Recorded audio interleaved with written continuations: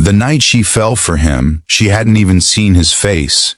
She only knew the weight of his words, the steadiness of his presence, and the way her chest felt lighter after every conversation. It happened quietly, without fireworks or music, without the kind of moment people expect when love begins. It started as a lifeline on a lonely evening, and slowly turned into something that felt dangerous, beautiful, and terrifying all at once.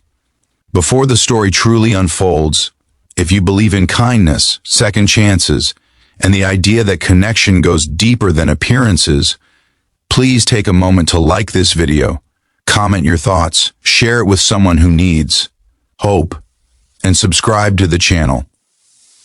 Your support keeps stories like this alive. Her name was Emily Carter, and she lived in a small apartment on the edge of Seattle where the rain often tapped against the windows like an impatient reminder of time passing. She was 28, working remotely as a content editor, and surrounded by a life that looked stable from the outside but felt hollow on the inside. Her days blended together in quiet routines, and her nights were filled with an ache she couldn't explain. Friends had moved on, relationships had failed, and somewhere along the way she had stopped believing that real connection was meant for her. One evening, during a particularly heavy bout of insomnia, Emily downloaded a volunteer-based support app. It wasn't a dating platform, just a space where people could talk anonymously, offer encouragement, or simply listen. She didn't expect anything meaningful from it. She only wanted the noise in her head to stop. That night, she typed out a few lines about feeling unseen and logged off, assuming no one would respond. But someone did. He replied with words that felt carefully chosen, not rushed or rehearsed. He didn't offer solutions or cliches. He acknowledged her pain in a way that felt startlingly sincere. Over the next few days, their conversations continued. They talked through text and occasional voice notes, but he never sent a photo, and she never asked. There was a gentleness in his tone, a calm strength that made her feel safe enough to be honest. He told her his name was Daniel, that he was volunteering during nights because sleep didn't come easily to him either. He spoke about resilience, about rebuilding after loss, and about learning to sit with discomfort instead of running from it. Emily found herself waiting for his messages, feeling a warmth she hadn't felt in years.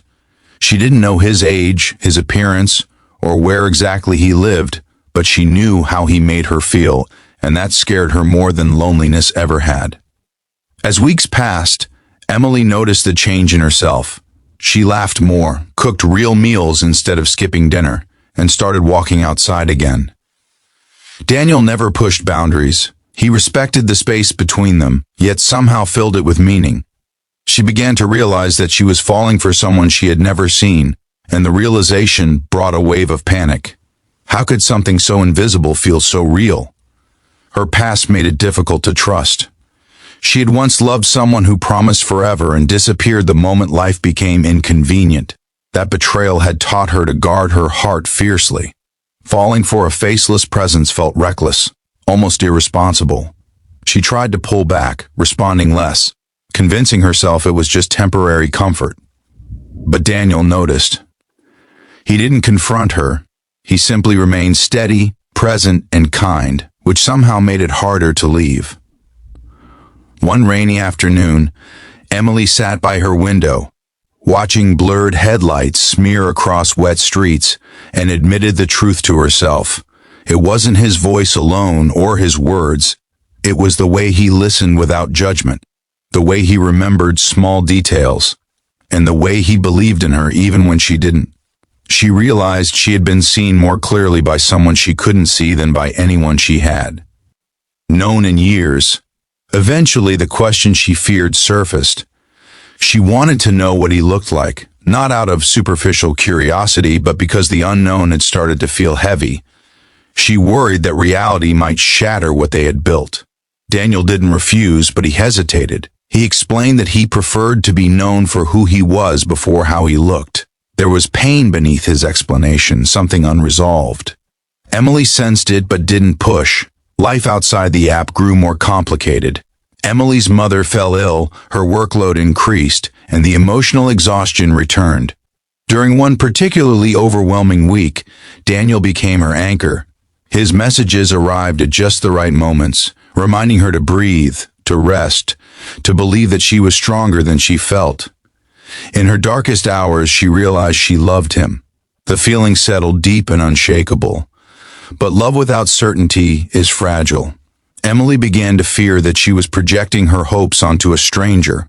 She wondered if she was clinging to an illusion, because it felt safer than risking real rejection. The conflict inside her grew louder. She needed clarity, even if it hurt. One night, after hours of pacing her apartment, she asked Daniel if they could finally share pictures. The silence that followed felt endless. When he responded, his words were gentle but heavy.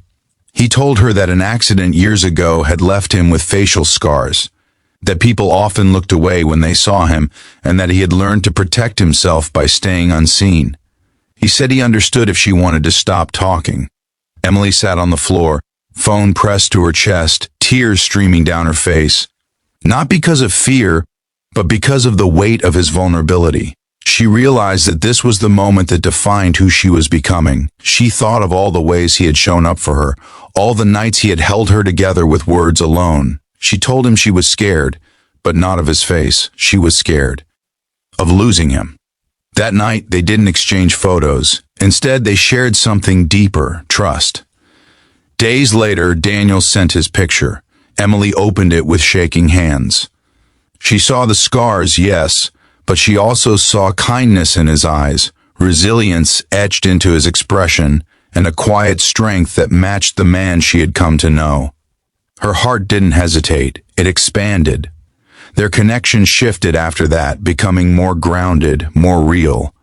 They started video calls, awkward at first, then warm and familiar.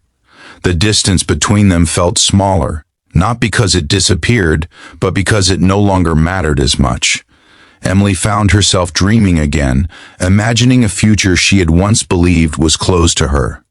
Near the end of this story, if it's touching something deep inside you, if it's reminding you of a connection that changed your life, or a chance you were afraid to take, please pause for a moment to like this video, share it, and let us know you're here. Your engagement helps stories like this reach hearts that need them. Emily eventually traveled to meet Daniel in person. The moment wasn't perfect or cinematic in the way movies promise. There were nerves, awkward pauses, and tears. But there was also an undeniable sense of coming home. She realized that love hadn't arrived when she saw his face. It had arrived long before, in the unseen spaces where honesty lives. Just before this story ends, we have a special request. Please comment below and tell us, do you believe love can begin without seeing someone, and why? Emily's journey didn't end with a flawless happily ever after. It continued with real challenges, real work, and real growth. But she carried with her a powerful truth. She learned that sometimes the heart recognizes home before the eyes do, and that the bravest love is the one that chooses connection over fear. If this story touched your heart in any way, if it reminded you that you are worthy of being seen and loved for who you truly are, please engage with this video. Your support is more than a click. It's a shared belief in hope, healing, and the quiet magic of human connection.